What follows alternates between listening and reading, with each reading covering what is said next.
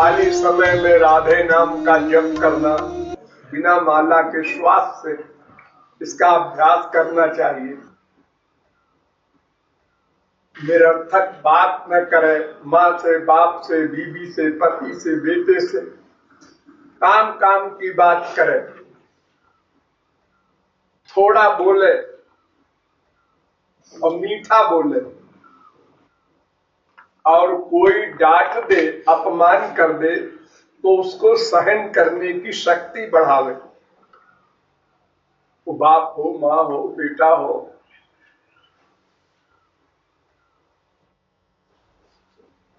अपने से बड़े की बात को सहन करना ही चाहिए। अपने से छोटे की बात भी अगर सहन कर ले तो बहादुर है और पक्का साधक है। उसकी साधना बहुत तेज बढ़ेगी। कोई ऐसा वाक्य न बोले कि चपरासी को भी दुख हो। बहुत संभाल के, संयम के साथ वाणी का प्रयोग करे।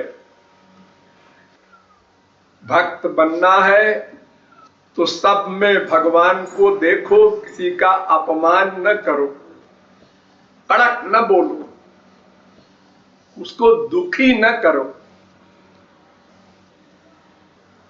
कम बोलो, मीठा बोलो और सहनशीलता बढ़ाओ, नम्रता बढ़ाओ, दीनता बढ़ाओ। इससे साधना जो किया है या जो कर रहे हो वो पूंजी बची रहेगी। ये काम, क्रोध, लोभ, मोह आकर उसको बिगाड़ देते हैं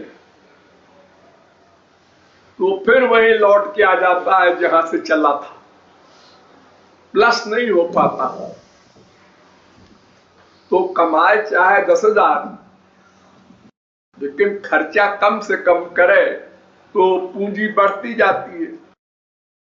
और 10,000 कमाए और 15,000 खर्चा करे तो वो कमाई किस काम की? वो सत्संग करना, भगवान की भक्ति करना, ये तो कमाई है, गधा भी जानता है।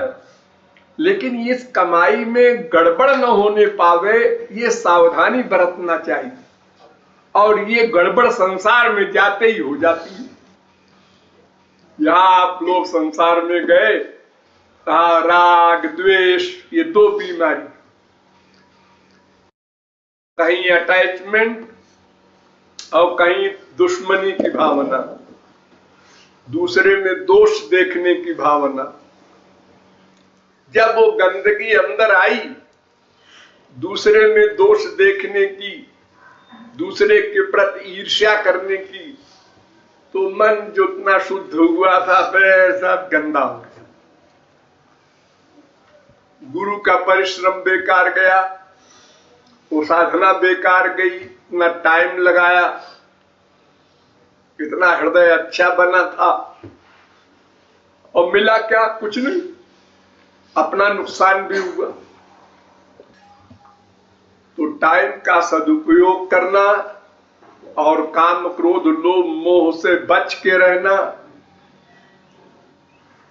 उसको दबा देना। क्रोध आएगा, कोई गलती करेगा घर में तो क्रोध सबको आता है, लेकिन उसको दबाना सीखो, उस पर कंट्रोल करना सीखो। जैसे किसी की साड़ी में आग लगती है, खाना बनाते समय वहीं पर हाथ से दबा देती है, और जब पूरे शरीर में लग गई आग तो फिर तो मरेगा। तो क्रोध की शुरुआत, लोभ की शुरुआत, ईर्ष्या की शुरुआत हो, वहीं पर सावधान हो जाओ। हाँ, हमें भगवान की, गुरु की कृपा चाहिए। हाँ, और वो हमारे साथ है और वो देख रहे हैं हम क्या कर रहे हैं, तो कृपा कैसे मिलेगी? ये सब सावधान रहने का अभ्यास करना चाहिए। और रात को सोते समय सोचे, आज हमने कहां कहां क्रोध किया, कहां कहां लोभ किया, कहां कहां किसको दुख दिया, उसको फील करे। दूसरे दिन फिर वो और कम हो, फिर और कम हो, फिर खत्म हो जाए। इसलिए ये हानि से बचना चाहिए, इसका अभ्यास करना चाहिए, हानि न हो। जो कमाए वो बचा रहे, न प्लस करे तो माइनस तो न हो।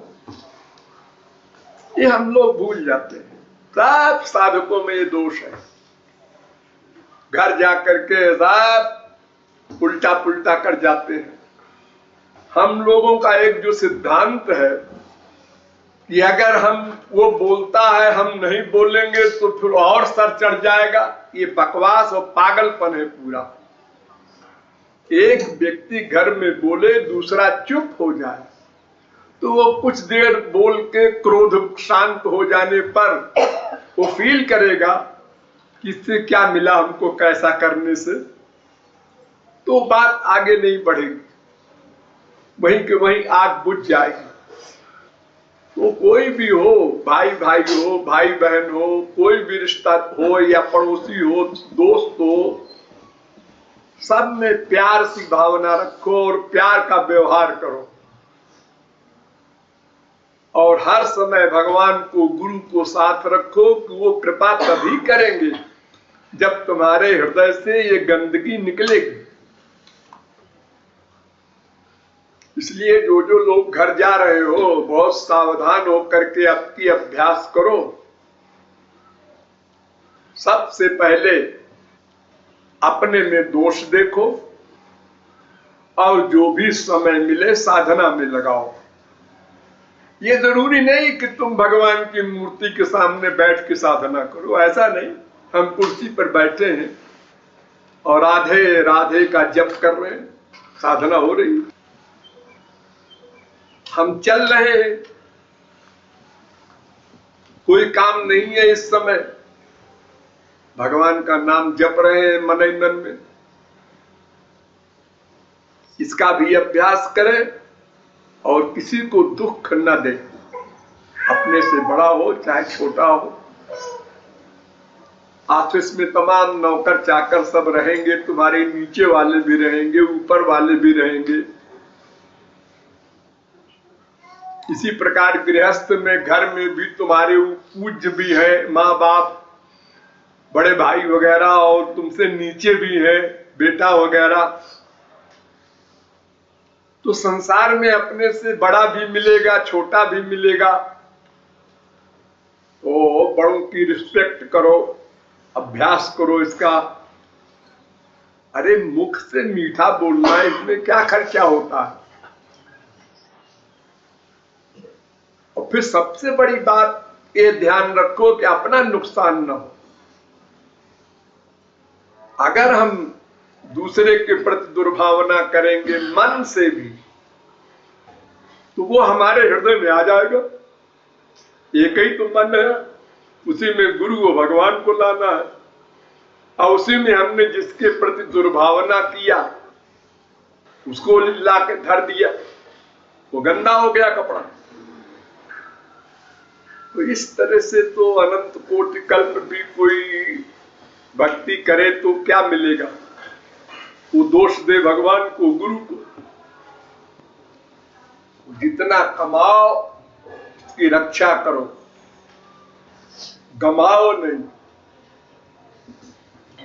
और जो भी कभी गलती से गड़बड़ हो जाए तो फिर सुधार करो, भविष्य में वो ना हो।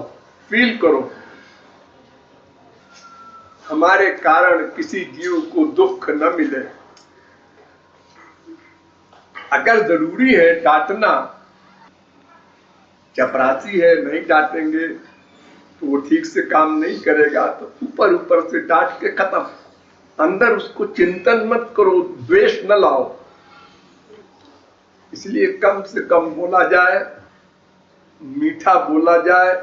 ये तो बाहर की साधना है, और भीतर से भी किसी के प्रति दुर्भावना न हो। और मन में जितना समय मिले हरि गुरु को ही लाओ, तो शुद्धि होती जाए और कम दोस्ती रखो, कम लोगों से मिलो, कम लोगों से बात करो।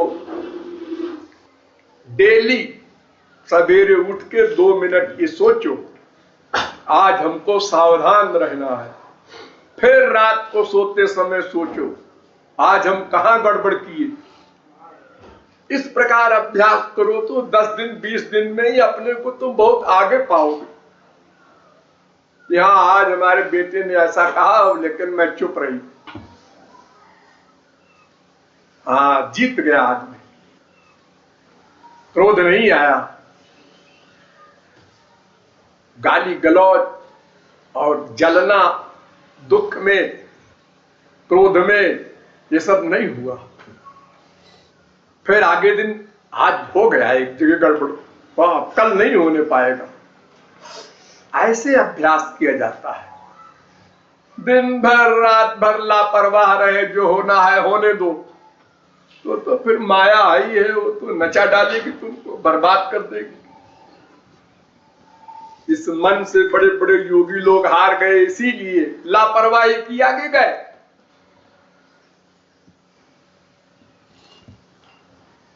बहुत संभल कर चलना है। जो उतने क्षण मानव देह के मिले हैं उसको अमूल्य समझना है। पता नहीं कल का दिन मिले न मिले और हम राग द्वेष में समाप्त कर दें शरीर को, तो फिर कुत्ते बिल्ली गधे की योनियों में जाएंगे। क्या जवाब देंगे कि मनुष्य का जन्म मिला, भारत में जन्म मिला, गुरु भी सही मिला, तत्व ज्ञान भी हो गया, सब बात समझ में आ गई, और फिर लापरवाही से हमने बिगाड़ दिया उसको। तो सब लोग अब की बार घर जा जा करके अभ्यास में जुट जाओ। फिर देख लो केवल 1 महीना अभ्यास करके तुम्हें कितनी शांति मिलती है और कितना सुख मिलता है।